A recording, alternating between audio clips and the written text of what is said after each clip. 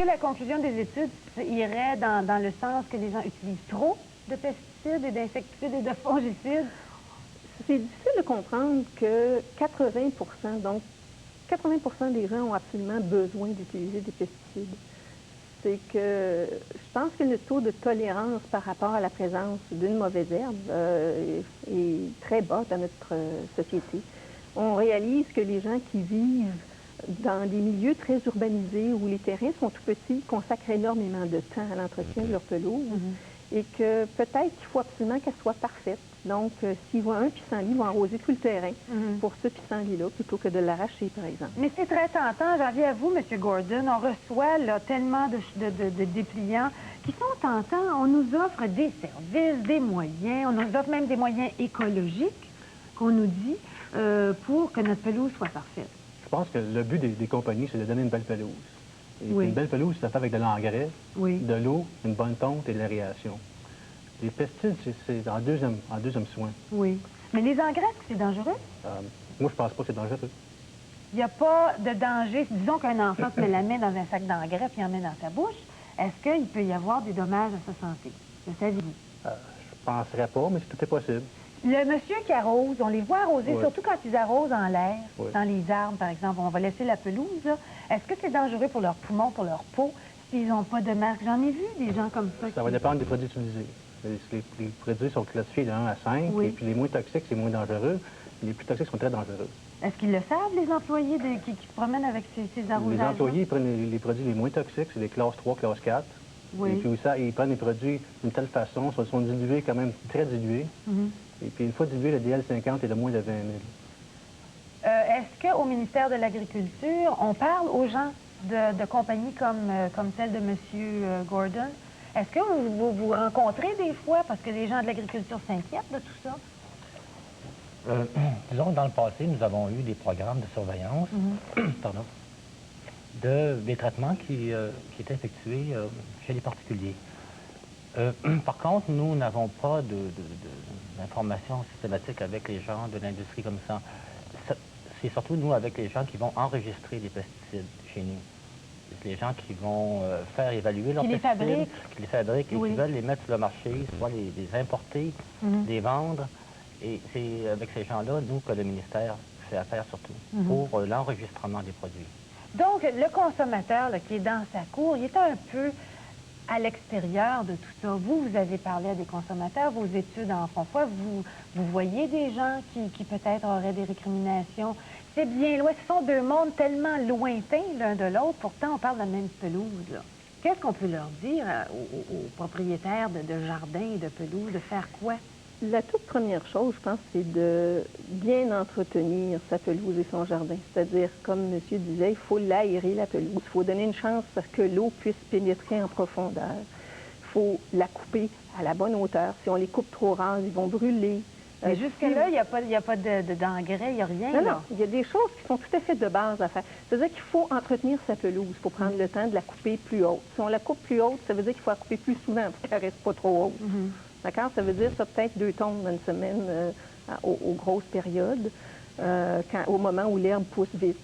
Il faut bien déchaumer parce que ce qui se passe, c'est que si on laisse la pelouse, la vieille pelouse sans se prendre, sans l'arracher, ce qui arrive, c'est que les racines ont tendance à remonter vers le haut à place de s'en aller en profondeur dans le sol. Et à ce moment-là, le gazon devient beaucoup plus fragile au soleil, il va brûler plus facilement, il va devenir jaune. Alors, ce serait comme un raccourci, tous ces produits-là. C'est compliqué de faire ce que vous dites, là, Mme Fortin. Ça prend plus de temps. C'est qu'il faut, puis souvent, les gens ne savent pas qu'est-ce que c'est qu'il faut qu'ils fassent aussi. Alors là, des produits comme les pesticides, les fongicides, ça nous sauve du temps, parce qu'on n'a pas beaucoup de temps au travail. Les pesticides sont toujours au besoin. Si on prend les traitements qu'on fait, par environ 40 des traitements de pelouse ont des pesticides avec. La plupart des traitements, c'est de l'engrais seulement. Au printemps, présentement, sur les pelouses, on met de l'engrais seulement. Mais vous savez, on voit passer les camions. On ne sait pas ce qu'il y a dedans. C'est ça. Moi, j'ai déjà demandé à un monsieur qui arrosait un arbre, j'ai dit, qu'est-ce qu'il y a dans votre camion? Il dit, je ne le sais pas. C'est assez affolant. En tant qu'individu, là, j'ai dit, s'il ne sait pas, comment peut-il m'informer? Alors, je ne suis pas pour téléphoner à la compagnie pour savoir ce qu'ils mettent dans l'arbre du voisin.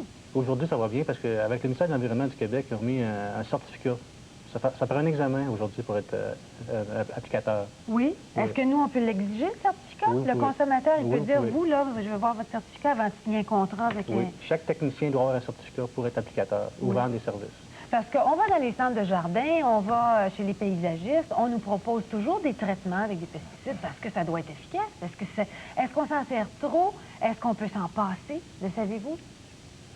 Bon, les produits qui sont disponibles sur le marché sont efficaces parce qu'ils ont été évalués pour leur efficacité autant que leur innocuité. Le ministère ne permet pas la vente de produits qui ne seraient pas efficaces. À savoir maintenant si on devrait en utiliser tant. J'ai l'impression qu'on en utilise trop. Ça, c'est une question, nous, en ce qui nous concerne, c'est une question de choix, de liberté pour les gens. Nous, si les produits sont enregistrés chez nous, s'ils ont été évalués par nos spécialistes et par les spécialistes de santé nationale, de pêche et océan et d'environnement, ces produits-là sont offerts pour la vente. Nous, nous n'avons pas de C'est difficile d'arrêter la convénient. consommation de tout ça. C'est une question d'attitude, je pense, pour les consommateurs. Je vous pose une question bien directe. Est-ce que nous devrions, nous, les gens qui avons des jardins, des pelouses, utiliser un peu moins de pesticides? C'est une question très franche que je vous pose. J'aimerais bien avoir une réponse franche. J'aimerais peut-être mieux répondre d'une autre façon, c'est qu'on devrait peut-être commencer à regarder autour de soi aussi. Moi, les gens m'appellent, on me parle jamais d'insectes, on me parle de bébites, on me parle de mauvaises herbes. Les gens ne sont pas conscients réellement, c'est une espèce de phobie de ces choses, et tout de suite, on court à la solution écologique facile, c'est on va prendre des pesticides d'une compagnie. Ah bon? Maintenant, dans ce sens-là, je pense que si les gens sont prêts à faire un peu plus d'efforts, comprendre leur nature, leur environnement immédiat, je pense qu'il va y avoir un équilibre qui va s'établir. Est-ce que ce serait nécessaire qu'on aille plus lire, qu'on pose plus de questions, Mme Forster? Définitivement. Avant de faire arroser ces arbres? Parce qu'il faut se dire que les pesticides, initialement, ont été conçus pour être utilisés au champ.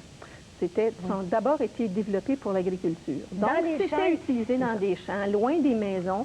Même les agriculteurs, selon notre enquête, les agriculteurs, ils n'en mettent pas autour de la maison. Ils en mettent dans le champ, mais ils n'arrosent pas leur pelouse. Dans les champs, il n'y a pas de bébés, il n'y a pas de chat, il n'y a pas d'eau, il n'y a pas de Il n'y a pas d'animaux, et c'est pas à côté de ta maison. Quand ils arrosent jusqu'à la limite de la maison. Donc, c'est pas dans ton environnement immédiat. Ce qui est différent quand on fait de l'arrosage. Quand on fait de l'arrosage en milieu résidentiel, moi j'arrose, puis 3 jours après, c'est mon voisin, 4 jours après, c'est le deuxième voisin, parce que si on calcule 80 c'est 8 personnes sur 10. Donc tout le monde arrose. Tout le monde arrose à des périodes différentes, ce qui fait qu'on est presque tout le temps exposé à des concentrations, c'est vrai, qui ne sont pas très fortes, mais qui sont tout le temps. Pour défaire cette machine, si on veut la défaire, et s'il y a une motivation de ralentir, vous, est-ce que vous considérez qu'il faudrait peut-être utiliser mieux les pesticides?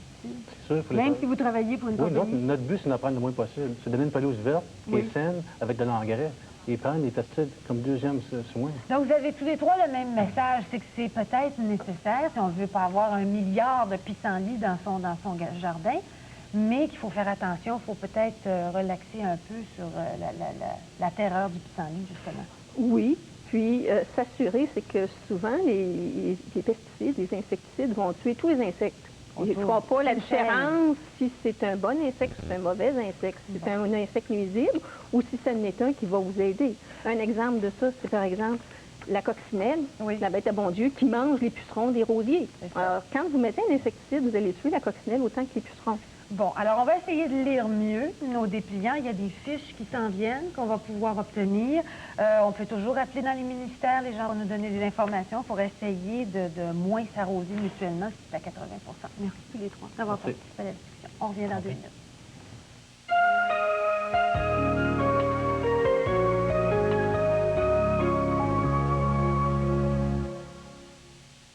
Pour fasciner vos invités, pensez plus haut, plus beau, pensez au chef-d'œuvre pour hors-d'œuvre, pensez Ritz. Au souper ou en soirée, seul Ritz pour Ritz la vie, oui. Le chef-d'œuvre pour hors-d'œuvre, c'est Ritz. Pour l'amour du bon, le désir du chic, le plaisir du goût par-dessus tout. Le chef-d'œuvre pour hors-d'œuvre, le chef-d'œuvre pour hors-d'œuvre, c'est le Ritz. La science médicale nous offre un analgésique prescrit par des médecins et contenu dans le nouveau Actiprofène. Les médecins savent bien ce que représentent souvent les gros maux de tête. Il y a une impression de tension ici, des lancements, et la douleur est déclenchée. Actiprofène, une différente sorte d'analgésique plus fort que la douleur. Une fois la douleur disparue, les élancements s'arrêtent. L'impression de tension s'efface avec peu de chance de dérangement d'estomac. Pour mes gros maux de tête, c'est Actiprofène. Le nouveau Actiprofène, plus fort que la douleur. Toute la famille Gagné s'affaire après souper à desservir la table. Sur la pellicule Glad, précieusement elle garde les aliments périssables. Sa bande adhérente n'éprouve pas leur patience. Glad se détache aisément. Glad sait bien être utile, le manier c'est si facile. Glad est fort et résistant. Glad conserve bien au frais et le goût demeure vrai. Glad, c'est simple comme bonjour. Canine, je pourrais dire que c'est un bec fin parce qu'elle ne mange pas n'importe quoi. Whiskus contient de délicieux morceaux de viande que les chats adorent. Et maintenant, nous avons rendu Whiskus encore plus savoureux. Elle croque dedans. Tu sais, il y a des morceaux, puis on voit là qu'elle mange, elle croque. C'est pas comme une bouillie, là.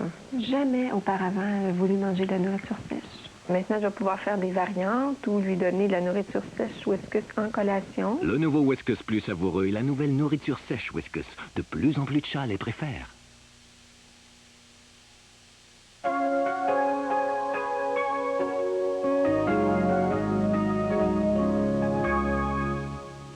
Quand je fais des affirmations du genre « on peut guérir la myopie », c'est pas moi qui le dis, c'est un ophtalmologiste qui est avec moi aujourd'hui, Dr Jean-Paul Demers. Bonjour. Bonjour. On parle de guérir quelque chose qui est très, très, très courant. La myopie, d'abord, c'est quoi? C'est des gens qui ne voient pas loin.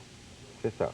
La myopie, c'est une vision qui est déficiente au loin. Les gens voient bien de près, mais ont de la difficulté à bien voir de loin. Qu'est-ce qui se passe dans l'œil là pour qu'ils aient de la difficulté? Mais la myopie vient de deux causes différentes. Il y a des myopies qui sont dues à un œil trop long. Oui. Alors, les rayons sont convergés juste en avant de la rétine, parce que l'œil est trop long. Il y a aussi une myopie de courbure. Alors, cette myopie-là est due à une cornée qui est trop courbe, qui fait converger, elle aussi, les rayons en avant de la rétine. Ce qui fait que c'est embrouillé au loin. Ce qui fait que c'est embrouillé au loin. C'est pour ça qu'on a besoin d'un verre pour ramener cette image-là sur la rétine. Maintenant, avec des lunettes, ça ne guérit pas, c'est bien sûr. Non. Mais vous proposez une solution. Vous la faites, cette opération-là. Ça s'appelle la kératotomie. Oui. Alors, les lunettes et les verres de contact ne guérissent pas la myopie, tandis que la kératotomie radiaire, c'est une opération qui guérit la myopie. Elle guérit la myopie. Elle se fait de cette façon. On fait des incisions au niveau de la cornée. Ces incisions-là sont radiaires pour la myopie. C'est ce qu'on voit à l'écran, là. Oui. Alors, vous voyez qu'il y a cette incision. On ne touche pas au centre de la cornée. On ne touche seulement qu'à la périphérie de la cornée. Oui, ça fait des petites fentes. Alors, ça fait des petites fentes qui guérissent. Ils vont laisser des petites cicatrices, mais ces cicatrices-là ne paraissent pas à l'œil nu. Ils vont paraître au microscope. Alors, comme résultat de ces incisions-là, vous allez avoir un aplatissement de la partie centrale de la cornée. Alors, vous avez une coupe ici de l'œil. L'œil est coupé d'avant en arrière. Si vous voulez, on voit la partie antérieure. Et vous allez avoir cet aplatissement central. Et en périphérie, ça va devenir plus courbe. Alors, ça va devenir un peu comme un plateau plutôt que comme une sphère. Ça veut dire qu'on ne voit plus embrouillé. Ça remet la cornée comme elle est supposée être. Oui, alors c'est un principe optique qui fait que ça fait un peu la même chose que les verres de contact ou les lunettes. En aplatissant, les rayons ont plus de chance d'être au point sur la rétine. Qui a inventé cette opération? D'où ça vient et d'où c'est parti? La première opération qui a été faite, ça a été fait dans les années 40. C'est un monsieur Sato du Japon, de l'Université de Tokyo, qui en a fait 300 cas, mais ça a été surtout bien fait par M. Fyodorov de l'Université de Moscou. Un Russe. Un Russe qui a trouvé que chez un jeune qui avait une myopie, il avait eu un accident, il avait eu une, si vous voulez, une kératotomie radiaire dans son accident. Et il s'est aperçu que de -2, le patient n'avait plus besoin de lunettes. Ça a amélioré sa vie. Alors, c'est à ce moment-là qu'il a pensé et qui a regardé les travaux de Sato et qui a codé, si vous voulez, qui a réarrangé l'opération pour en faire une qui est acceptée actuellement universellement. Ils en ont fait beaucoup, je pense, en Russie. En Russie, aux États-Unis aussi. Aux États-Unis, ils en ont fait à peu près 400 000. En Russie, plus qu'1 million, parce qu'on fait ça à la chaîne. Est-ce que la réussite est grande ou bien si c'est plus Oui, bien, il faut qu'on puisse en pour faire ça? tant que ça, il faut qu'il y ait tout de même une certaine réussite. Le seul problème, c'est qu'on ne peut pas garantir l'opération. L'opération est effective. Elle a été acceptée par les États-Unis, les recherches ont été faites dans les universités américaines, et on a eu le PERT Study, là, Oui. qui est une étude faite dans les universités pour prouver que c'est effectif. Ici? Alors, Oui. oui. Ici, où est-ce qu'on en est? Je sais que vous le faites. Bien, nous, on le fait depuis 3 ans. Évidemment, nous, on suit toujours ce que les Américains font parce qu'eux ont l'argent pour faire la recherche. Puis nous, bien, quand on voit que ça marche, on l'embrasse nous autres aussi. Oui. Et qui sont vos patients? Est-ce qu'il y a des gens qui ne peuvent pas avoir la kératotomie? Est-ce qu'il y a une question d'âge, une question de santé? Bien, ça se fait de 18 à 60 ans. Bien, je vais vous dire, ceux qui viennent nous voir pour avoir une kératotomie radiaire, ce sont des jeunes qui ont besoin d'une bonne vision sans lunettes pour leur occupation. Je veux parler de policiers, parce qu'on demande une vision de 20-30 ou 20-40, oui. au moins dans un œil. De pompiers, parce qu'on demande aussi une bonne vision. La raison pour laquelle on demande une bonne vision chez ces gens-là, c'est que au cas où ils ont un accident, ils perdent leur verre, bien là, ils ne voient plus. Tandis que là, bien... C'est important. Pour les autres, c'est important. Il y a les contrôleurs de l'air qui ont aussi besoin d'une bonne vision. Donc, la profession est importante. C'est pas juste pour des raisons d'esthétique, par exemple? Absolument pas. Alors, 9 cas sur 10, ce sont des gens qui en ont besoin. Oui. Jusqu'ici, c'est ce que je fais. Ensuite, il y a une autre raison aussi, ce sont les gens qui ont une plus haute myopie d'un œil que de l'autre. Oui. Alors, ça les dérange, ça, avec des lunettes, parce qu'il y a un effet prismatique du verre. Alors, on baisse l'œil qui est trop myope, puis on peut l'égaliser avec l'autre. Il y a aussi des cas qui, pour des raisons personnelles, ils ont la difficulté à porter des verres à contact, mais ils ont aussi la difficulté à cause de la forme de leur nez à porter des lunettes. Oui. Alors ça, ce sont aussi de très bons candidats. Qui ne peut pas avoir de kératotomie? Bien, qui ne peut pas? Les grands myopes? Les grands myopes, évidemment, parce qu'il y a une limite à l'aplatissement de la cornée, à la correction optique qu'on peut obtenir avec cette opération-là. Évidemment, il y a d'autres opérations qui vont venir, qu'on ne fait pas actuellement, mais qui, dans un avenir assez rapproché, je dis peut-être 3-4 ans, on pourra opérer ces grands myopes-là aussi, avec une autre opération qu'on va appeler, si vous voulez, kératomélégisme. Docteur Demers, c'est une nouveauté, si on peut dire, même si ça se fait depuis 1940. Il y a de l'espoir pour les myopes? Fini les lunettes dans quelques années? Bien, c'est ce qu'on pense. Évidemment, la chirurgie réfractive, c'est dans l'enfance de l'âge. Ça commence actuellement. Mais éventuellement, ça va s'améliorer. On parle de laser qui va corriger la myopie juste en pesant 5 boutons. Puis, il y en a de l'espoir. Oui. Vous allez avoir des téléphones, je pense. Je sais pas. Merci infiniment d'être venu nous expliquer quelque chose de précis, mais de formidable. Ça peut marcher. À la prochaine. Merci beaucoup. On revient dans 2 minutes.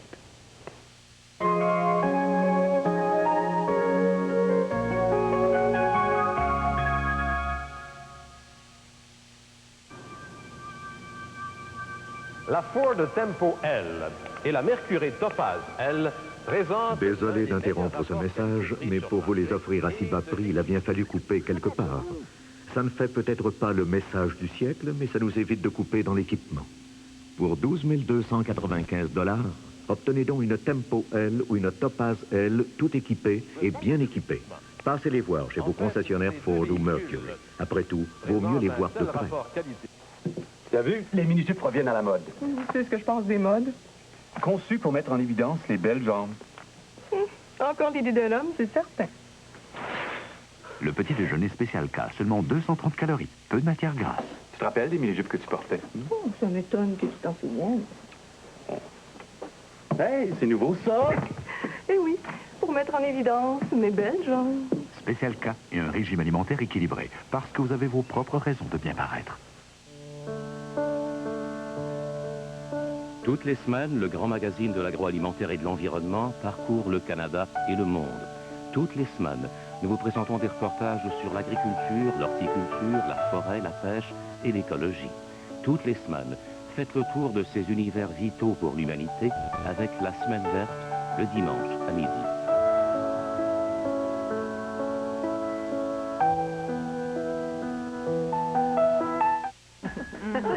Quel matin extraordinaire. Je l'y vois encore. Dommage qu'on n'ait pas apporté de caméra. C'est vrai. Jamais on va me croire. Les Coppe Soupe Lipton, des soupes délicieusement différentes pour des gens différents.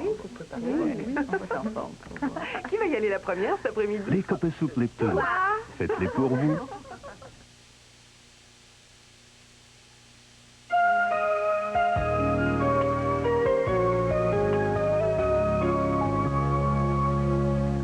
Les progrès de la science, c'est pas seulement dans le domaine des yeux qu'il y en a, il y en a dans le domaine de la recherche quant au cancer du sein.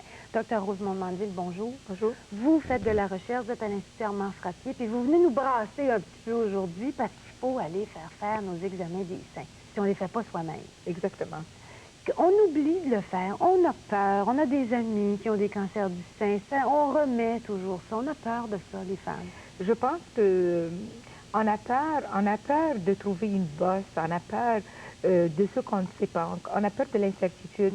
Mais je pense qu'il faut prendre sa vie entre ses deux mains et dire, ben moi, je vais prévenir le cancer du sein. Si jamais ça va m'arriver, je vais l'avoir assez tôt pour pouvoir m'en sortir. Bon, alors il y a bien sûr l'examen qu'on peut se faire soi-même le 4e ou 5e jour. On peut le faire juste après les menstruations. Oui. Et quand on parle d'examen du sein, d'auto-examen du sein, les femmes ne savent pas qu'il faut se regarder dans un miroir. Et je pense que ça, c'est la première chose. Mettez-vous devant un miroir, puis regardez-vous les seins. Parce que les gens pensent qu'une bosse dans le sein, c'est un cancer du sein. Au fait, le cancer du sein peut se présenter d'une toute autre façon. Un écoulement dans le mamelon, par exemple, un eczéma, n'importe quelle asymétrie, crevasse peut être un signe de cancer du sein. Tant et aussi bien que, de l'autre côté, une bosse dans le sein ne veut pas dire forcément un cancer du sein. Celles qui ont des mastites, qui ont des bosses douloureuses. Exactement. Alors, 80% des bosses dans le sein ne sont pas un cancer du sein. Et ça, les femmes ne le savent pas. Alors, on va voir, quand on a des mastites, on ne le fait pas soi-même, on va voir un médecin? Exactement. Moi, je dis aux femmes, lorsque vous avez des problèmes, des femmes qui ont des mastites, ça veut dire qui ont des bosses douloureuses qui sortent dans un sein et l'autre, allez chez le médecin une fois par année et demandez-lui de vous faire l'auto-examen du sein. Je pense que ça, c'est très important. Lui, il sait, il connaît votre histoire et il va pouvoir le faire. Et vous n'allez pas vous inquiéter pour aucune raison. Est-ce qu'on commence à 20 ans, à 25 ans ou s'il faut y aller plus souvent vers 40 ans? Moi, je pense que l'auto-examen du sein, quand tout le monde le dit, les sociétés le disent, à 20 ans, on devrait commencer à s'habituer à faire l'auto-examen du sein une fois par mois, après les menstruations. Mais là, dès qu'on commence à approcher de la quarantaine, ben là, on demande à son gynécologue ou son médecin de famille, une fois par année, de faire l'examen du sein. Mais ce qui est le plus intéressant et ce qui a vraiment changé l'histoire naturelle de ce cancer, c'est la mammographie. Il faut savoir qu'on a entre les mains une technique d'avant-garde qui peut détecter le cancer du sein très précocement. On va mettre entre deux plaques de radiographie le sein et on va presser pour que cette forme conique devienne une galette. Et c'est pour cela que ça fait un petit peu mal. Oh, pas beaucoup. On prend une aspirine puis ça passe. Oui, c'est ça. Alors, la mammographie, est-ce que ça permet vraiment de déceler de façon précoce, très, très tôt, gros comme une tête d'épingle, un cancer possible? Exactement. Alors, ce qui est très important à savoir, c'est que si une femme ne fait pas du tout l'auto-examen du sein, et si par hasard elle découvre une bosse, cette bosse-là peut avoir de 3 à 6 cm. Comme celle du haut. Comme celle du haut, par exemple. Oui. L'autre femme qui va faire une fois de temps en temps un examen du sein, elle peut détecter des bosses un peu plus petites. Mais 1 cm, c'est vraiment la limite à laquelle une femme qui fait l'auto-examen du sein régulièrement va pouvoir détecter ce cancer-là. Alors que la mammographie peut aller beaucoup plus petit. Exactement. Mais ce que je voulais dire, c'est que même à 1 centimètre, on dit que le cancer du sein était là depuis 8 à 10 ans. Déjà? Pour donner de une cellule à 1 centimètre. Et ce qui est le plus intéressant, c'est que la mammographie, comme nous l'avons vu dans le graphique, peut détecter 0,1 centimètre. Ça veut dire 1 millimètre ou même des microcalcifications. Donc, on a au moins gagné 4 ans sur la maladie. Ça suppose que si on va se faire une mammographie tous les ans, ou peut-être tous les 6 mois, pas tous les 6 mois quand même, tous les 6 mois? Non, une mammographie à tous les ans. À tous les ans, il est moins question de chirurgie, moins question d'ablation du sein, si c'est gros comme un petit poids. Exactement, et c'est ça mon message. Mon message, c'est un message de vie et d'espoir. Les femmes devraient comprendre qu'en allant faire des mammographies régulièrement, une fois qu'elles ont 50 ans, parce que c'est là le facteur de risque, elles vont pouvoir détecter, si jamais ça leur arrive, un cancer à son début. Premièrement, préserver leur sein, OK, et s'en sortir à 96% des cas. Donc, on a une très bonne chance de s'en sortir, et c'est ça le message. Il faut comprendre qu'on peut prévenir le cancer du sein et le détecter précocement. Si on en a un cancer du sein, si petit soit-il, il y a des traitements nouveau, je pense. Est-ce qu'on peut traiter au laser? On entend tellement de choses. Le traitement au laser s'en vient. Je pense qu'il est en état encore expérimental. Mais ce qui est le nouveau maintenant, on a démontré sans aucun équivoque qu'une petite tumeur au sein peut être traitée localement. Ça veut dire on va enlever par chirurgie. On ne va plus mutiler le sein. On va laisser le sein en place. On va enlever la tumeur avec une bonne marge de sécurité. Et après ça, on va donner de la radiothérapie et on va pouvoir comme ça sauver le plus grand nombre de femmes possible. Alors, votre message de vie, en conclusion, c'est d'aller prendre rendez-vous tout de suite pour une mammographie. Si on Maintenant. Maintenant. Madame Mandeville, merci beaucoup. Je pense que le message est passé. À la prochaine. Bon, je vais aller retrouver une jeune demoiselle très en forme qui va nous inciter, nous, à faire un petit peu de marche rapide.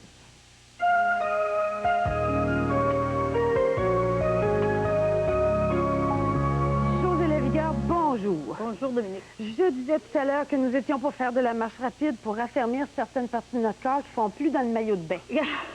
Peut-être pas qu'ils font plus, mais qui ont peut-être été un petit peu négligés avec l'hiver, surtout l'hiver qu'on vient de traverser. Oui, on a été beaucoup assis.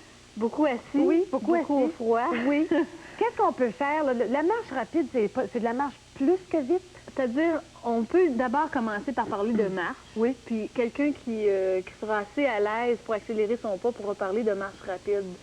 La raison pour laquelle on parle de marche rapide, c'est simplement parce que plus elle va être rapide, plus on va faire monter nos fréquences cardiaques et donc plus on va monopoliser notre système cardiovasculaire. Puis tout le monde peut marcher, même tout les le monde. personnes les gens obèses, les gens qui ont des problèmes d'embonpoint ou même d'obésité, c'est très recommandé parce que la marche, on a seulement 1/3 de l'impact qu'on a au jogging sur les articulations. Oui. Donc, c'est vraiment préférable pour des gens qui ont des problèmes comme ça ou encore comme pour les femmes enceintes. C'est fortement recommandé de marcher beaucoup. Beaucoup. Les femmes enceintes, les gens âgés, beaucoup. Les populations spéciales, entre autres, qu'on appelle, sont très favorables à cette activité-là. Quels sont les grands avantages? Évidemment, il y a le cœur. Oui, au niveau cardiovasculaire, c'est un exercice aérobique, la marche. Il ne faut pas se tromper. C'est exactement comme le jogging. C'est sûr que c'est moins intense que le jogging, mais attention, ça dépend quelle intention on le fait. Oui, ça dépend de ce qu'on fait avec nos bras. Si on met nos 2 mains dans nos poches, exactement. Les bras changent beaucoup. Tu parles des bras. Lorsqu'on utilise les bras, lorsqu'on exagère vraiment le mouvement des bras, on augmente la dépense calorique de 30 Donc, c'est bon pour le cœur. Il y a une dépense calorique. Oui. Un autre avantage. Les muscles. On raffermit beaucoup de muscles avec la marche. Vraiment, là? Vraiment. Et c'est pas des farces. Je vais te montrer, par exemple. Lesquels muscles? Quand on marche, le premier mouvement qu'on fait, c'est qu'on lève les orteils vers le haut. Donc, en levant les orteils, on va chercher beaucoup le devant de la jambe. Le muscle qui est là, là. Le muscle qui est ici, qui est un muscle qu'on n'utilise pas souvent. Par exemple, quand on fait un entraînement spécifique, on s'en sert pas beaucoup. C'est un muscle qui est important. Oui. Lorsqu'on va pousser en arrière, par exemple, je vais pousser cette jambe-là en arrière. Et là, je vais chercher le grand fessier, qui est le muscle le plus important de la fesse, évidemment. C'est un muscle que beaucoup de femmes veulent raffermir, veulent transformer. Puis les côtés. Et les côtés aussi. Tout ce qui est... tous les muscles de la jambe sont impliqués. ce qu'on appelle les abducteurs, dont l'extérieur de la cuisse, sont aussi impliqués dans la marche. Si on fait aller nos bras, ça doit être bon pour les épaules. Oui, tantôt on parlait d'exagération du mouvement des bras. C'est très important parce qu'on doit vraiment tirer avec la résistance et non pas juste laisser aller nos bras comme ça. Si on tire vraiment avec la résistance, on sollicite les muscles des bras et donc on les raffermit. Le ventre et le dos? Question de posture. Oui. Oui. C'est bien important aussi de se tenir très droit. De marcher droit? De se tenir droit. De toute façon, ça, les abdominaux, là, quand on parle du ventre, on parle des abdominaux. C'est une chose qu'on doit apprendre aux gens, de toujours penser à maintenir les abdominaux. Oui, automatiquement, c'est un exercice de musculation. Même quand on est assis comme ça, on pense à se tenir et on raffermit nos muscles abdominaux. Un des avantages, c'est vrai que ça détend. Veut pas, tu te détends quand tu marches. Ça change les idées, ça rassemble les idées beaucoup aussi. Il n'y a pas de danger, à part tomber en bas du trottoir. Oui, hein? Mais ça, il y a des risques encore pires dans d'autres activités. Oui. Mais ça, non, le taux de blessure, pardon, est très élevé, très faible. Très élevé en jogging et très faible en marche. Donc, il n'y a pas de problème pour ça. Puis on disait que c'était bon pour les gens qui étaient un peu gros. Maintenant, quand on s'organise, est-ce qu'on dit, bon, ben, à partir de ce soir, je fais 1 heure de marche rapide tous les soirs? 1 heure, c'est beaucoup. C'est beaucoup. Oui. Hein? Comment on idéalement, par exemple, pour une personne qui commence, ne faisait pas d'activité, elle n'a rien fait de l'hiver, et là, elle veut se remettre en forme, moi, je suggère de sortir 15 minutes 3 fois par semaine pour commencer. Donc, par exemple, les lundis, mercredis et vendredis, je sors 15 minutes, par exemple, 1 heure après le souper. Mais je vais avoir tendance à dire, oh ben j'irai demain parce que j'ai pas de but. Il faudrait que j'aille quelque part. Ça prend toujours des buts. Moi, j'ai toujours fonctionné comme ça. Ça prend des buts dans n'importe quelle sorte d'entraînement. Si on sait ce qu'on veut atteindre, si on sait où on veut aller, on réussit plus à s'y rendre. Il faudrait se forcer à aller, je sais pas moi, faire le tour du pâté de maison avec le bébé de la voisine. Absolument. Quelque chose comme ça. On peut former des groupes aussi. Comme ça, on se pousse un petit peu plus dans le dos, ça va mieux. Au lieu, par exemple, quelqu'un qui travaille à une distance qui serait marchable, c'est sûr qu'on n'a pas tous cette facilité-là. Mais bon, on se laisse des chaussures propres au travail et on va travailler en chaussures de marche. En parlant de chaussures, qu'est-ce qu'on achète? Parce que c'est évident qu'on ne peut pas aller faire une marche dynamique avec des souliers de cuir, par exemple, ordinaires. Non, c'est sûr que c'est mieux que des talons hauts, là, des souliers ordinaires. On peut quand même marcher, mais idéalement, pour quelqu'un qui prévoit vraiment s'entraîner en marche, ça vaut la peine d'investir dans une paire de souliers? Oui, parce que maintenant, on a des chaussures qui sont faites spécialement pour la marche et la marche rapide. C'est des chaussures, les caractéristiques sont simplement qu'au niveau de l'arche, il va y avoir beaucoup de flexibilité ici, là. Ça plie sur le devant. Ça plie facilement. Je pense que c'est logique parce que c'est le mouvement de la marche. Et ce qu'on va rechercher dans un bon soulier de marche, c'est aussi le talon, le support au talon va être très ferme, très solide. Pourquoi? Pour pas qu'on perde notre soulier? Exactement, juste pour garder le talon bien en place dans la chaussure, pour pas qu'il y ait de mouvements latéraux au niveau du talon aussi.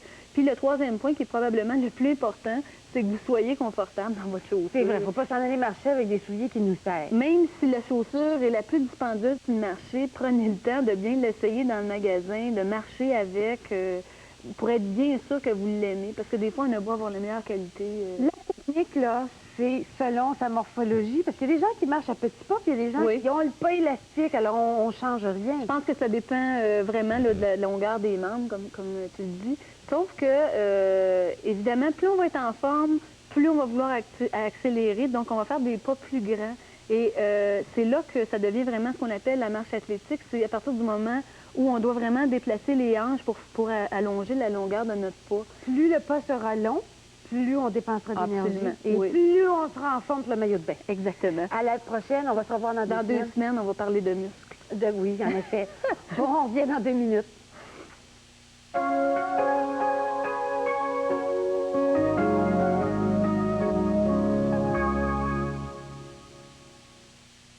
Voici une aventure de biscuits. Comment peux-tu empêcher un terrifiant ptérodactyle de faire peur à une maman des cavernes et à son bébé?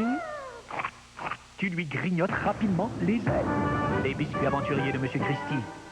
Chaque bouchée est une aventure. Prêt pour une autre aventure de biscuits? Comment peux-tu empêcher un dragon de cracher du feu sur un brave écuyer?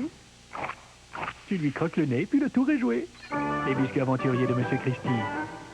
Chaque bouchée est une aventure. Maître Corbeau sur un arbre perché. Julie, qu'est-ce qui se passe? On est dans son bec un fromage. Papa et moi, on attend de la visite.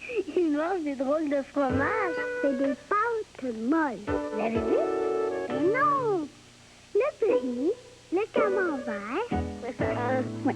Idéal pour les petites collations et les grands festins. Le fromage, une façon nutritive et savoureuse de se mettre du sourire sous la dent. Du fromage, s'il vous plaît. Quel matin extraordinaire. Je l'y vois encore. Dommage qu'on n'ait pas apporté de caméra. Jamais on va me croire. Les Coppe Soupe Lipton, des soupes délicieusement différentes pour des gens différents. Qui va y aller la première cet après-midi? Les Coppe Soupe Lipton, faites-les pour vous. La science médicale nous offre un analgésique prescrit par des médecins et contenu dans le nouveau actiprofène. Les médecins savent bien ce que représentent souvent les gros maux de tête. Il y a une impression de tension ici, d'élancement, et la douleur est déclenchée. Actiprofène, une différente sorte d'analgésique plus fort que la douleur. Une fois la douleur disparue, les élancements s'arrêtent. L'impression de tension s'efface avec peu de chance de dérangement d'estomac. Pour mes gros maux de tête, c'est Actiprofène. Le nouveau Actiprofène, plus fort que la douleur.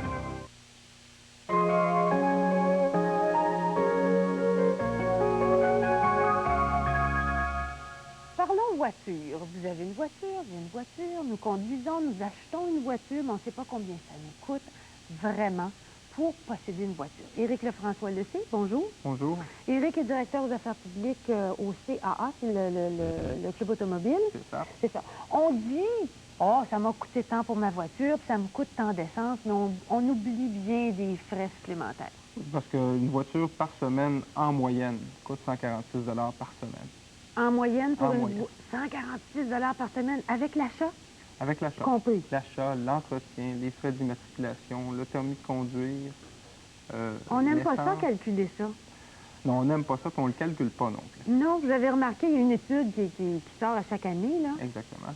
Et depuis 16 ans, le Club automobile s'intéresse à combien coûte une automobile chaque année. Et puis cette année, encore une fois, ça a augmenté d'environ 7,6 %. Parce que les voitures sont plus chères ou parce que les frais variables ou fixes, là, après, sont augmentés? Les voitures sont plus chères, ça, c'est un point. L'autre point, il y a les taux de financement qu'on sait qui sont à la hausse. Astronomiques, oui. Sans cesse. Vous avez le coût de l'essence qui est toujours à la hausse. Les assureurs ont décrété également une hausse. Et vous avez la TPS qui s'en vient, qui va être une autre hausse. On va examiner un tableau. On a choisi deux catégories de voitures, les sous-compacts et les compacts. Ce tableau-là, c'est les sous-compacts, les petites voitures. Qui est de loin vraiment la catégorie la plus populaire ici au Québec. Oui. Les sous-compacts, on entend par là des voitures comme la Nissan Sentra ou encore la Ford Escort. Oui, c'est des petites voitures. Donc, on voit les frais pour l'essence pour une année, 909 $. L'entretien, 1190,25 $.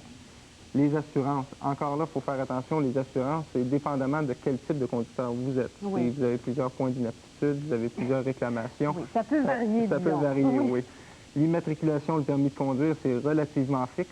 Les gens oublient souvent le permis de conduire parce qu'on le paye une fois à tous les 2 ans. L'immatriculation vient une fois par année, donc on l'oublie. La dépense cachée, la dépréciation. Mais la dépense cachée est énorme. C'est de loin la plus énorme. 2 000 $ pour sa 2 et plus. Et plus. Pour une petite voiture. Et c'est la voiture qui déprécie le moins, la sous-compact. Ah oui? Parce que si vous allez dans une voiture, vous savez, la grosse berline américaine standard, on parle d'environ 50 %. Oh, mais c'est effrayant. Si on regarde les compacts, maintenant, ce sont des voitures de quel type, les compacts? Des voitures dans le type de la Ford Tempo, qui est une voiture populaire, également la Plymouth Acclaim ou encore la Dodge Spirit, qui est des voitures de taille normale, qui est une voiture qui est très populaire ici sur le marché. Vous avez dit tout à l'heure un chiffre qui faisait une moyenne entre les deux, là, le 146 $ par semaine. 146 $, on inclut dans ça les voitures de catégorie standard. On calcule également les mini-fourgonnettes compactes, intermédiaires et sous-compacts. Vraiment, là, c'est le melting pot, si vous me permettez l'expression. Les compacts. L'essence, un petit peu plus, évidemment, c'est un peu plus gros. Ça va tout être un peu plus, compte tenu du fait que les voitures compactes sont, en règle générale, équipées de moteurs avec une cylindrée un peu plus puissante. Vous avez également le fait que l'entretien coûte un peu plus cher. Les assurances, effectivement, on s'en sauve pas.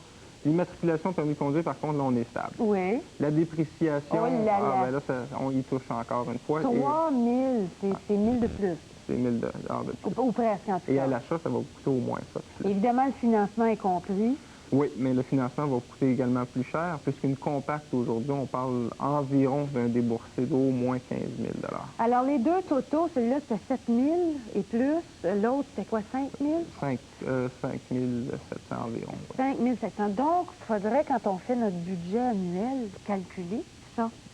Il y a bien des gens qui ne le font pas. On n'ose pas le faire, comme vous disiez tout à l'heure. Est-ce que, selon une étude comme celle-là, il y a des gens qui vivent au-dessus de leurs moyens par rapport à leur voiture? Sans aucun doute, il y a des gens qui ne réalisent pas les coûts qu'ils défraient. C'est un petit peu comme un fumeur, finalement. Oui. On dit, bon, on n'en fume pas tellement, finalement, on dépense peut-être un 30-40 $ de cigarettes par semaine. C'est un petit peu la même chose avec le véhicule. Il y a des gens, finalement, qui achètent un prix d'achat ou encore un taux d'intérêt à l'heure actuelle, qui se disent, bon, mais je vais rouler dans une grosse berline, et puis tout ça. Finalement, on oublie un peu que l'entretien va avec. Oh, mon Dieu, mais qu'est-ce qui va arriver dans les années à venir? Est-ce que tout ça va augmenter? La TPS, il va arriver quoi, La TPS va faire en sorte, selon les premiers estimés, que le coût des voitures risque peut-être de chuter un petit peu. Ils vont se rattraper ailleurs. Ils vont se rattraper du fait qu'il va y avoir une augmentation pour les versions 1991. Vous allez avoir le service qui, désormais, va être taxé au niveau de la main-d'œuvre. Donc, vous allez avoir des changements de ce côté-ci. Il va falloir donc calculer ça. Si on veut vraiment être un bon consommateur, il va falloir ajouter combien pour cent sur une... Si on veut changer de voiture l'année prochaine. Pour l'an prochain, ça va être assez difficile à établir. Pour l'heure. Oui. Maintenant, qu'est-ce qu'on peut faire? Si on calcule ça, il y a bien des gens qui vont être découragés. Bien, peut-être encore pour les décourager davantage, malgré que ce n'est pas le but. Si vous avez une sous-compacte et puis vous la gardez dans votre entrée de garage et vous ne lui touchez pas de la semaine, elle vous coûte tout de même 10 $ par jour. Sans la conduire? Sans la conduire. 10 $ par jour, par opposition. Alors, il y a 30 jours, ça fait 300 $. Oh, mais c'est énorme. C'est énorme. Donc, c'est un luxe d'avoir une voiture. C'est un luxe et c'est une nécessité également pour certaines personnes dont le transport commun peut être pas suffisamment développé dans leur région ou qui veulent avoir une certaine autonomie. Puis donc, également, les gens qui prennent les transports en commun, là, ils économisent beaucoup. Oui, ils peuvent économiser. Si on est pas trop loin de son endroit de travail. Le covoiturage peut être également une solution pour certaines personnes. On connaît là, les travaux sur la métropolitaine et puis tout ça. Le covoiturage peut être un excellent motif également. Est-ce que vous pensez qu'à long terme, les gens vont moins changer leur voiture, vont la minoucher, la dorloter, la peinturer? Ça fait des années qu'on dit ça. Puis finalement, vous voyez chaque année une plus belle voiture, les plus belles teintes. Cette année, avec les années 90, on voit l'apparition, le retour, devrais-je dire, des couleurs pastel, le vert menthe, le petit rose, le fuchsia. Ben, finalement, ça vous donne le coup de cœur. Mais il faudrait calculer quand même comme il faut pour ne pas être mal pris, être obligé de remettre sa voiture. Mais ce qu'on devrait calculer, c'est le financement. On devrait calculer également les frais d'essence, malgré que quelquefois, ça varie d'une pompe à l'autre. Donc, il faut vraiment tenir compte de tout ça. Bon, ben il nous a fait peur comme il faut. On va compter nos économies, puis on va essayer de garder nos voitures. Merci, Éric. À la prochaine. On revient dans 2 minutes.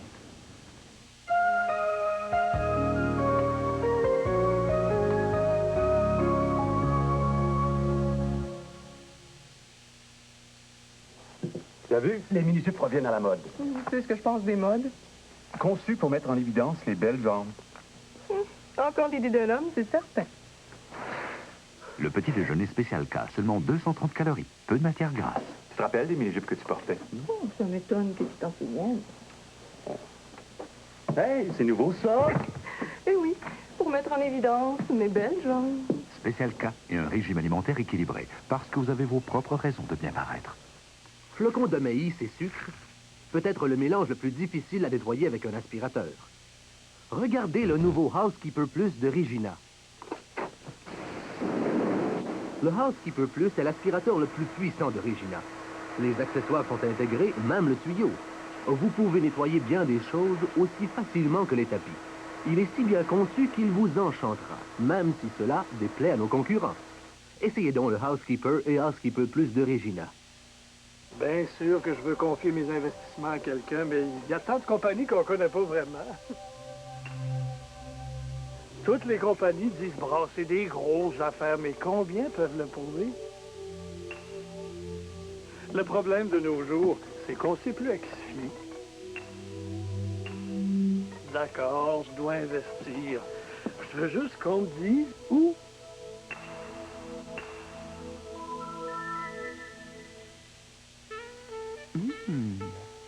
Pensez d'abord à du bon blé. Tressez-le en petits paniers. Pensez ensuite au bon goût de votre fruit préféré. Qu'est-ce que vous obtenez?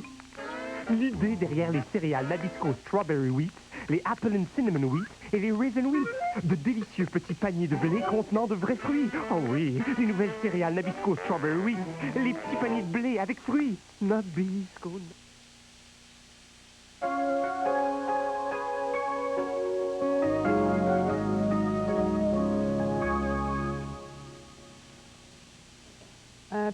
Une petite tasse de lait au chocolat ou de chocolat chaud? De chocolat chaud. Du chocolat chaud. Voilà. Madame Desbois arrive toujours d'un voyage absolument hors de l'ordinaire. Il était tel chocolat. Vous êtes allée en France? Oui. Découvrir le monde des parfums et le monde de la gastronomie. Vous connaissez bien, là, mais faire des liens. De faire le lien, c'est ça qui était important pour moi, et de trouver un même fil conducteur, si on veut. Et puis, c'est le nez. C'est le nez, le fil conducteur? Le fil conducteur, c'est donc le nez. Et j'ai découvert qu'au niveau du langage, parfum et cuisine, c'est exactement le même langage. Comment êtes-vous arrivé au chocolat? Ah ben, c'est qu'un matin, la Maison Balmain nous a donc reçus pour une conférence à un restaurant qui s'appelle Angelina. Et on me disait, il faut absolument déguster le chocolat chaud du restaurant. Et c'est... Angelina, c'est sur la rue de Rivoli. De Rivoli. Jolie rue. Et ça fait combien d'années que c'est là, ce restaurant-là? Oui, c'est très vieux, hein? C'est 1800 quelque chose. Et c'était le restaurant favori d'après-midi, disons, pour Proust. Oh, c'est cher, Marcel Proust. Est-ce qu'il buvait du chocolat ou du thé? Ah ça, il faudrait aller plus, mais sûrement du chocolat parce que c'est une spécialité. C'est comme un dessert. C'est pas le petit lait au chocolat des centres de ski. Ça n'a rien à voir. Comment on fait ça, un chocolat chaud comme ça? Alors donc, pour la recette, c'est riche en chocolat. Oui. C'est le chocolat mi-amer en tablette. Mi-amer en tablette? Oui. Donc 250 grammes pour 3/4 de litre de lait. Et de lait entier, on m'a dit. Pas du lait écrémé? Du lait entier. Donc les proportions quand même de chocolat, c'était assez fort. Et avec un petit peu de sucre, une cuillerée à peine de sucre. Et là, on mélange le tout, on fait cuire doucement pour faire fondre le chocolat. Et après, on amène, ce qui est très important, c'est de faire mijoter pendant 10 minutes. Le lait et le chocolat fondu? Oui, ensemble pendant 10 minutes, c'est ce qui donne cet aspect un petit peu... mijoter, ça ne veut pas dire bouillon? C'est bouillir, mais très doucement. Très doucement? Oui. Puis au bout de 10 minutes, on verse dans la tasse? Non, là, le secret aussi, un autre secret, c'est de le préparer la veille pour le lendemain. Il va être meilleur? Oui. Puis on met évidemment un petit peu de crème chantilly par-dessus. Un petit peu de chantilly. C'était un grand cadeau. Madame de Maintenon, c'était sa boisson préférée. La femme de Louis XIV, je suis en train de lire sa vie, qui boit du chocolat. Voilà, puis il faudrait remettre ce goût, je pense... à la mode? Oui. À la mode. Mais vous êtes allé dans des restaurants, vous êtes allé dans des parfumeries, vous êtes allé à Versailles, vous êtes allé voir plein de choses. Bon, donc, c'était de trouver, comme on disait tout à l'heure, un lien entre les parfums et la cuisine. Il y a donc ce nez, il y a aussi le langage. On parle de recettes, on parle de jus. Au lieu de dire des concentrés, des essences, on va parler d'un jus. On parle de macération, parce qu'il faut donc, c'est le jus et l'éthanol, disons, qu'on fait macérer pendant 4-6 semaines dans une magnifique cuve en cuivre chez Christian Dior. C'est super. Ensuite, la filtration, bon, la mise en bouteille. Donc, j'ai retrouvé un même langage. Est-ce qu'il y a des vieux parfums qui sont revenus à la mode? Est-ce que ce qu'on met dedans, ça revient à la mode? Oui, des choses artisanales? Et en fait, là, je peux citer la maison Balmain avec son vent vert, mais il y a d'autres maisons aussi qui essaient de mettre des parfums anciens au nez du jour, si on veut. Donc, on parle de nouveaux parfums comme on parle de nouvelles cuisines. Et ici, vous avez justement ce vent vert de Balmain. On a demandé à un jeune né de 23 ans d'être né de 23 ans et donc de garder la structure du parfum, mais d'enlever un petit peu ce côté langoureux, si vous voulez, qui était très à la mode un temps dans le parfum, et de lui donner, de le rajeunir, de lui donner une image de femme libre, de femme indépendante, de femme qui travaille, de retour à la nature aussi, parce qu'on a vu le vert, c'est un vert printemps, c'est un vert... Donc, c'est un parfum frais. C'est un parfum frais. C'est plus vers les fleurs que vers les épices, probablement? Oui, oui. Alors donc, c'est ça, l'accent, enfin, encore une fois, parce que c'est retour oui, aussi, par exemple, on a le thym qu'on retrouve aussi dans... Le thym? Le thym, les herbes? basilic, les herbes, c'est ça, dans les fines herbes aussi, oui. C'est beaucoup dans... Donc, ça se rejoint, les parfums et les sauces, par exemple, les parfums et les arômes de gâteau. Et oui, absolument. Et si on pense à la structure d'un parfum, donc on le voit comme un triangle. Tous les parfums? C'est-à-dire comme structure, là.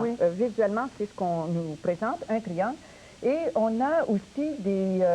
par exemple, ici, on a le Byzance de Rochas. Mais ça, ici... Bon, attendez, je y reviendrai tout à l'heure. Donc, cette structure, ce triangle qu'on a, nous présente donc... Le premier tiers sont des notes de texte. Des notes de texte, c'est très volatile. Quand vous ouvrez, tout de suite, c'est la première impression. Oui. Donc, c'est volatile. Ensuite, les notes de cœur, donc un peu plus profond et plus stable aussi. Et les notes de fond, qui, là, vraiment nous donnent... en fait, c'est c'est senteur animal, si on veut, et qui fixe les odeurs de parfum. Donc, tout ça peut se retrouver dans le même parfum. Et on a des impressions différentes au fur et à mesure qu'on le porte. Qui évoluent. Si on le porte le matin, par exemple, il peut changer d'odeur, ou bien si c'est en ouvrant la bouteille. Absolument, oui. Parce ça ressemble à une assiette avec, quand on mange. Qui est présentée sous cloche. Avec un couvercle. Exactement la même chose. C'est pour ça que le parallèle. Et tout à l'heure, on a vu Byzance de Rochas. Mais là, c'est justement que ce parfum, vous avez vu de magnifiques flacons. Alors, ce parfum, il a été inspiré à la vue d'une cathédrale. Donc, il y a d'art là-dedans. Oui, oui. Et toute création, on rejoint création cuisine, on demande un peu de distance, de réflexion, et aussi, c'est le contact avec le grandiose. Ce sont des parfums très connus, distribués partout dans le monde, mais est-ce qu'il reste encore un petit peu d'artisanat derrière tout ça? À part le nez, parce que c'est une personne, un nez. Oui, sauf que les maisons, souvent, vont faire appel à 2 ou 3 nez pour, à partir d'une idée, là, qu'ils vont soumettre quand même à la tête dirigeante. La question... Est-ce que les parfums sont quand même faits de façon artisanale? C'est une étape artisanale. Donc, oui, c'est-à-dire qu'il reste encore tout un côté artisanal qui est très important pour la qualité, si on veut, des parfums et puis de ces maisons. C'est pas fait dans c'est quand même presque mondial, la distribution de ces parfums-là. Et si je vous disais, Dominique, quand même, que juste le flacon, quand même, c'est étudié. On va chercher de grandes maisons spécialisées en verre, et ces flacons sont examinés un à un par des ouvrières qui prennent le temps de regarder, qui mettent de côté l'emballage. Tous les emballages sont faits à la main. Je disais tout à l'heure que vous étiez allé à Versailles. Qu'est-ce qu'il y a de particulier à Versailles? C'est-à-dire qu'à Versailles, il y a une école de nez à Versailles, donc la plupart se trouvent à Grasse quand même. Il y en a une à Versailles. Et ce qui est intéressant, c'est qu'on y retrouve beaucoup de cuisiniers qui vont justement s'affiner le nez des senteurs végétales, animales, et qui dissocient ces odeurs, et pour mieux les assembler, et les offrir près, évidemment, dans leur cuisine. Vous avez dû fréquenter quelques restaurants, vous connaissant. Où est-ce que vous êtes allé? Bien, j'aimerais nommer quand même, c'est que nous sommes allés chez Lucas Carton, avec Alain Sanderans. Et je le mentionne parce que lui fait vraiment une recherche au niveau des odeurs dans sa cuisine. Et actuellement, il travaille beaucoup sur les épices. Et avec les épices, on a eu un canard aux épices, par exemple. Et lui, il fait beaucoup de recherches dans la cuisine ancienne pour la remettre au goût du jour. Ancienne française? Ancienne française. Mais dans le temps, ça remonte très, très loin. Épice suisse, tout ça. Qu'est-ce qui est une épice ancienne? Qu'est-ce qu'ils remettent, avez-vous pu lui demander? Sans un plat, qu'est-ce qu'ils ont ajouté dedans? C'est-à-dire que pour le français, par exemple, tous ces odeurs étranges de cardamone, oui, ça, on ne le voyait pas beaucoup dans la cuisine autrefois. Bon, c'est quand même des choses nouvelles qui rentrent. Et puis, M. Sanderans travaille beaucoup avec ça. On a fait la maison d'Aloyau comme pâtisserie, traiteur, mais qui a aussi un petit salon de thé fort agréable. Il faut aller manger les croissants, les pains au chocolat, etc. Mais ils ont aussi des petits menus, le midi et le soir. Et un restaurateur que j'aime bien, c'est le Pressoir chez M. Séguin, dans le 12e arrondissement. Il y a quoi de particulier en 2 mots? C'est sa recherche, sa simplicité en cuisine, sa rigueur aussi. Et moi, je l'affectionne particulièrement parce que c'est un élève d'André Guillot. Oui. Donc, beaucoup de rigueur dans sa cuisine, mais tout en étant tellement légère. Une petite recette bien à votre santé dans cette si jolie tasse. Merci pour la recette de chocolat chaud de la rue de Rivoli. De la rue de Rivoli. Madame Desbois. Bonne semaine et à lundi, mardi prochain.